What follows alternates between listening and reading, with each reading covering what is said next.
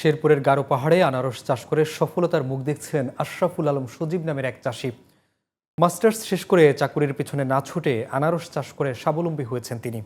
গারো পাহাড়ের মাটি আনারস চাষের উপযোগী হওয়ায় চাষিদের প্রযুক্তিগত সহায়তা দেওয়া হচ্ছে বলে জানিয়েছে কৃষি বিভাগ। শেরপুর প্রতিনিধি মনিরুল ইসলাম মনিরের রিপোর্ট, জানাচ্ছেন জামান আশরাফ।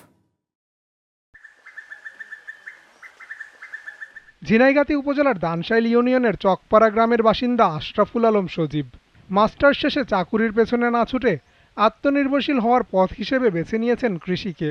গত বছর গারো পাহাড় অধ্যুষিত বাঁকাকুড়া গ্রামে ৮ একর জমিতে প্রায় ১১ লাখ টাকা ব্যয় করে পরীক্ষামূলকভাবে ১,২৫,০০০ আনারসের চারা রোপণ করে পেয়েছেন সফলতা। এবছর ১৪ লাখ টাকা ব্যয় করে একই জমিতে ১,৯০,০০০ আনারস চারা রোপণ করেছেন। ফল আসা থেকে কাটা পর্যন্ত সব মিলিয়ে তার ব্যয় দাঁড়াবে ১৭ লাখে, যা বিক্রিতে মুনাফা হবে ব্যয়ের অন্তত দ্বিগুণ। সজীবের সফলতা দেখে এখন আনারস চাষে উদ্যোগী হয়েছেন আরও অনেকে। গজনীতে আরেকজন নতুন আনারস চাষি আসছে, এবার ওনাতে আমি যতটুকু পরিমাণ সহযোগিতা করে যাচ্ছি। ৪ বছর যাবত আমরা চাষ করি এখানে, তো ভালোই ফলন হয়, অনেক লাভজনক। প্রত্যেক বছরে আমরা ৪০ থেকে ৫০,০০০ আমরা বিক্রি করে থাকি। মোটামুটি খুব চাহিদা, খুব মিষ্টি, খুব ভালো বিক্রি করে ভাই আমরা। তবে আনারস চাষিদের প্রযুক্তিগত সহায়তা দেওয়া হচ্ছে বলে জানালেন কৃষি বিভাগ।